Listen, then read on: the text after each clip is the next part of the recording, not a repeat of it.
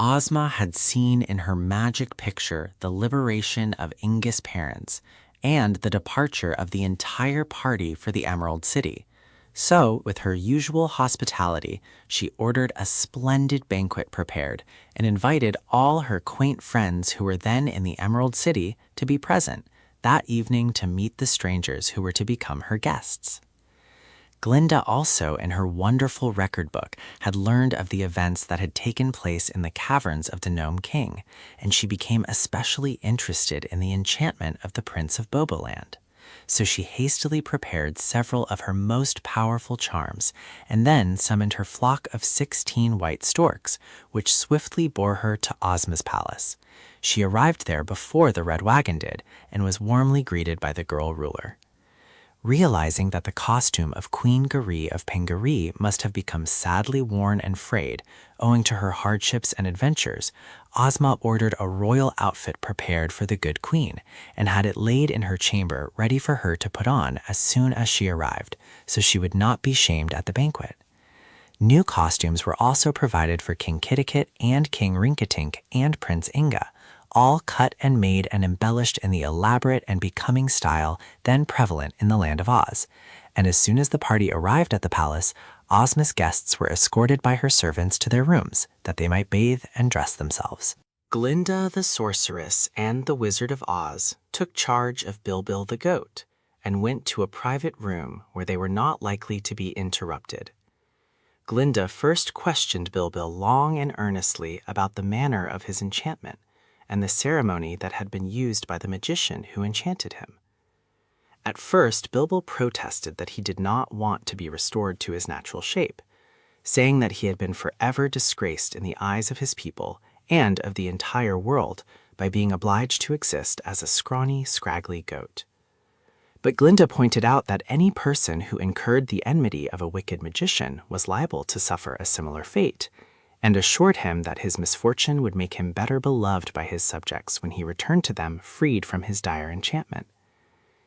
Bilbil was finally convinced of the truth of this assertion, and agreed to submit to the experiments of Glinda and the wizard, who knew they had a hard task before them and were not at all sure they could succeed. We know that Glinda is the most complete master of magic who has ever existed, and she was wise enough to guess that the clever but evil magician who had enchanted Prince Bobbo had used a spell that would puzzle any ordinary wizard or sorcerer to break. Therefore, she had given the matter much shrewd thought, and hoped she had conceived a plan that would succeed. But because she was not positive of success, she would have no one present at the incantation, except her assistant, the Wizard of Oz. First, she transformed Bilbil the Goat into a lamb, and this was done quite easily.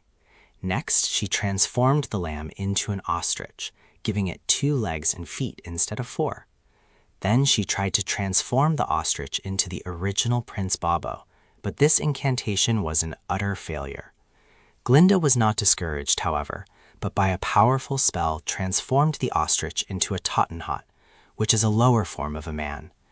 Then the Tottenhot was transformed into a Mifket, which was a great step in advance, and finally Glinda transformed the Mifket into a handsome young man, tall and shapely, who fell on his knees before the great sorceress and gratefully kissed her hand, admitting that he had now recovered his proper shape and was indeed Prince Bobbo of Boboland. This process of magic, successful though it was in the end, had required so much time that the banquet was now awaiting their presence. Bobbo was already dressed in princely raiment, and although he seemed very much humbled by his recent lowly condition, they finally persuaded him to join the festivities. When Rinkitink saw that his goat had now become a prince, he did not know whether to be sorry or glad, for he felt that he would miss the companionship of the quarrelsome animal he had so long been accustomed to ride upon, while at the same time he rejoiced that poor Bilbil had come to his own again. Prince Bobo humbly begged Rinkitink's forgiveness for having been so disagreeable to him at times, saying that the nature of a goat had influenced him, and the surly disposition he had shown was a part of his enchantment. But the Jolly King assured the prince that he had really enjoyed Bilbil's grumpy speeches and forgave him readily. Indeed, they all discovered the young Prince Bobo to be an exceedingly courteous and pleasant person, although he was somewhat reserved and dignified. Ah, but it was a great feast that Ozma served in her gorgeous banquet hall that night, and everyone was as happy as could be. The Shaggy Man was there, and so was Jack Pumpkinhead, and the Tin Woodman and Captain Bill. Beside Princess Dorothy sat Tiny Trot and Betsy Bobbin, and the three little girls were almost as sweet to look upon as was Ozma, who sat at the head of her table and outshone all her guests in loveliness. King Rinkitink was delighted with the quaint people of Oz, and laughed and joked with the Tin Man and the Pumpkin-Headed Man, and found Captain Bill a very agreeable companion. But what amused the jolly king most were the animal guests, which Ozma always invited to her banquets, and seated at a table by themselves, where they talked and chatted together as people do, but were served the sort of food their natures required. The hungry tiger and cowardly lion and the glass cat were much admired by Rinkitink, but when he met a mule named Hank, which Betsy Robin had brought to Oz, the king found the creature so comical that he laughed and chuckled until his friends thought he would choke. Then, while the banquet was still in progress, Rinkitink composed and sang a song to the mule, and they all joined in the chorus, which was something like this.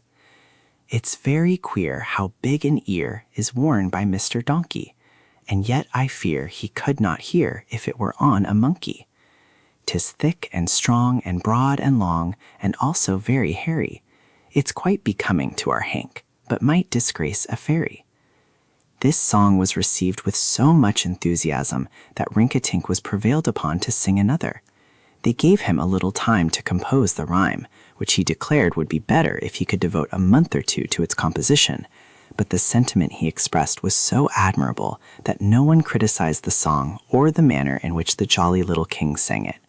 Dorothy wrote down the words on a piece of paper, and here they are. We're merry comrades all tonight, because we've won a gallant fight and conquered all our foes. We're not afraid of anything, so let us gaily laugh and sing until we seek repose. We've all our grateful hearts can wish. King Gauze has gone to feed the fish. Queen Cor has gone as well. King Kitty-Cut has found his own. Prince Bobo soon will have a throne, relieved of magic spell. So let's forget the horrid strife that fell upon our peaceful life and caused distress and pain, for very soon across the sea we'll all be sailing merrily to Pingaree again. The Pearl Kingdom.